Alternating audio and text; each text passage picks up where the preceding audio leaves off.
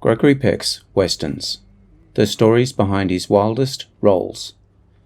Gregory Peck is remembered for playing quiet, principled men, the moral centre of the room, Atticus Finch, the steady hand. But long before that reputation solidified, Peck spent decades doing something almost nobody associates with him now: writing, shooting, and getting into some of the most chaotic, dangerous, and occasionally disastrous westerns ever put on film. Today, we're going through his westerns, one by one, and a few of the stories behind them are stranger than the movies themselves. Peck made westerns across 4 decades, from the 1940s all the way into the 1970s, which means we're not just looking at one era of Hollywood, we're watching an entire genre evolve through one actor's career.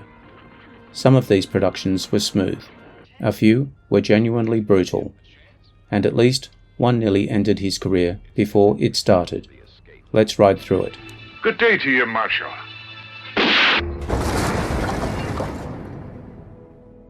Duel in the Sun, 1946.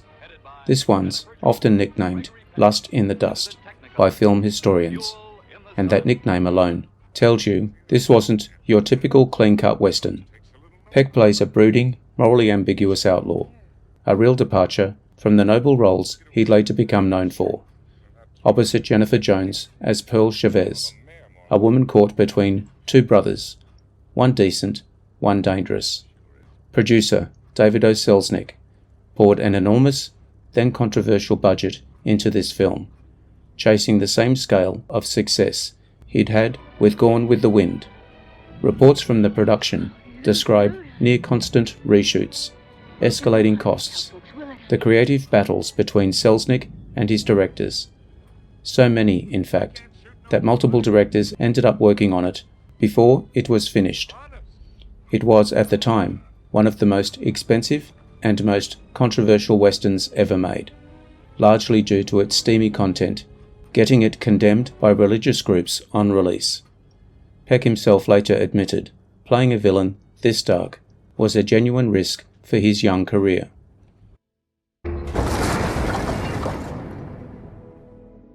Yellow Sky, 1948. Here, Peck leads a gang of outlaws fleeing across Death Valley after a bank robbery, only to stumble into a near-abandoned ghost town. The production actually shot extensively in Death Valley's brutal, real heat. No soundstage trickery for the desert survival sequence. Cast members reportedly endured genuinely exhausting conditions to get those shots looking as authentic as they do. It's a smaller film than some others on this list, but it's often cited by film historians as one of the more visually striking westerns of its decade, in part because that punishing location shoot gave it a rawness a studio backlot never could. The Gunfighter, 1950. If you've watched a western where a reformed gunslinger just wants to live quietly, but his reputation won't let him, you've watched something this film arguably invented. Peck plays Jimmy Ringo, the fastest draw in the West, trying to leave that life behind, only to be hunted by every young hopeful looking to make a name by killing him. Director Henry King and Peck reportedly fought for a distinctive moustache and grittier look for the character, over studio objections that it would hurt Peck's leading man appeal. The film underperformed commercially on release, which some historians attribute directly to that unconventional look. Audiences were used to seeing their leading men look worn down and tired. It's now considered one of the most influential westerns of its era, a direct ancestor to the tired gunfighter archetype that shows up in westerns for decades afterward. Funny how the studio was probably right, and this became a classic anyway. Can both be true at once. Only the Valiant, 1951. A grim, war-adjacent western. Peck plays a disgraced cavalry officer, trying to redeem himself, defending a fort against overwhelming odds. Shockingly bleak for its era. This one leans harder into psychological tension than gunfights, something Peck reportedly gravitated toward throughout his westerns. Playing tortured, morally complicated men rather than simple heroes. It's one of the more overlooked entries on this list, but it sets a template Peck would return to again and again. The Western as psychological drama, not just action. Sir? I told you to assign an officer to the detail that is... The Bravados, 1958.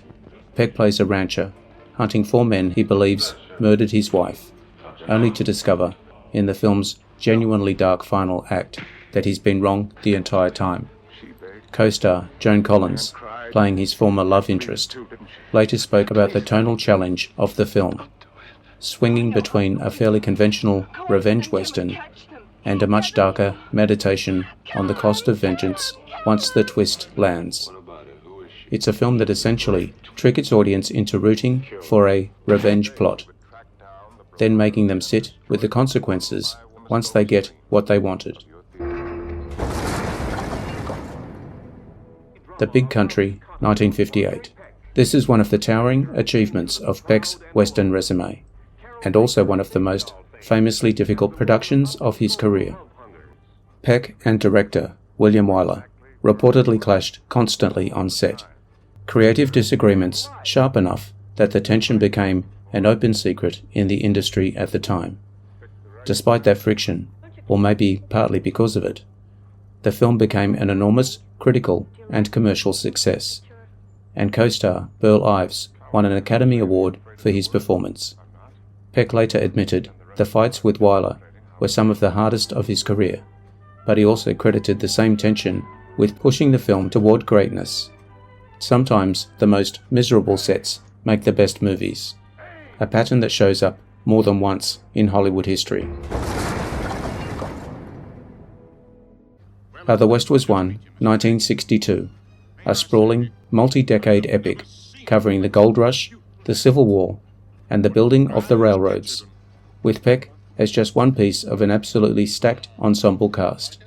This was shot using the notoriously difficult Cinerama process, 3 cameras simultaneously, requiring specialized theaters just to project it properly. Reports describe the format creating enormous technical headaches throughout production, with multiple credited directors handling different segments of the sprawling story just to get it finished on schedule. It's less a single western than an entire genre condensed onto one film, and one of the most technically ambitious productions Peck was ever part of.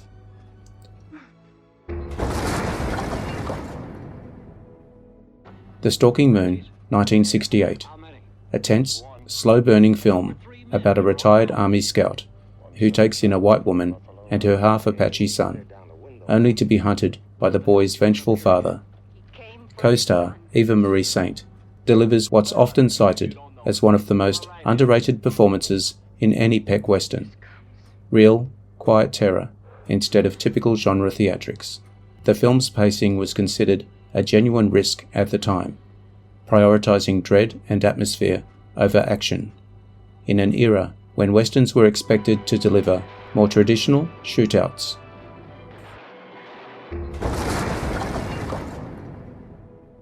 McKenna's Gold, 1969. An ambitious, star-studded hunt for hidden gold in Apache territory, with Peck leading a cast that includes Omar Sharif and Telly Savalas. This production was famously expensive and troubled. Reshoots, a bloated runtime that got cut dramatically for release, and reports of significant tension between the studio and its own marketing department over how to sell such an odd, sprawling film. It flopped on release, but it's developed a strange cult following over the decades since, largely for its sheer, ambitious weirdness, an example of a movie that was too messy to succeed at the time, but interesting enough to be rediscovered later. Shootout, 1971. Peck plays a former bank robber, fresh out of a 7-year prison sentence, hunting the partner who betrayed him, while unexpectedly having to care for a 6-year-old girl along the way. By this point in his career, Peck was deliberately choosing roles that let him play against his classic clean-cut image, leaning into grizzled, morally grey characters. It's a quieter, more character-driven entry, reflecting how much the Western genre itself had shifted by the early 1970s toward grittier, more morally complex storytelling. Drop that, Lomax! Now you know I'm horse. Or give me a chance! Come on, you want to give me a chance? You ready to give him a chance? It says it's ready. Billy Two Hats, 1974. One of Peck's final westerns, and one of the most overlooked. He plays an aging Scottish outlaw who forms an unlikely father-son bond with a young half-Kiowa partner, while being pursued by a determined sheriff. The film was poorly received on release, a casualty of general audience fatigue with the Western genre by the mid-1970s, as tastes shifted hard toward different kinds of films entirely.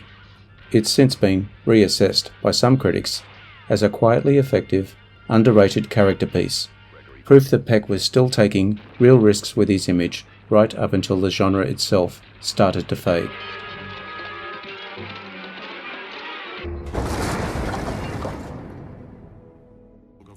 The real pattern. So, here's what stands out. Looking back at this whole stretch of Peck's career, he didn't just show up in westerns to cash a paycheck between prestige dramas. He used the genre to take real risks, playing villains, played-out gunfighters, morally compromised men, years before complicated leading man became a respected, expected thing for a major star to do. Some of these films were troubled, some flopped outright. A couple only found their audiences decades later, but together they tell the story of an actor quietly redefining what a Western hero could look like, one unforgettable role at a time.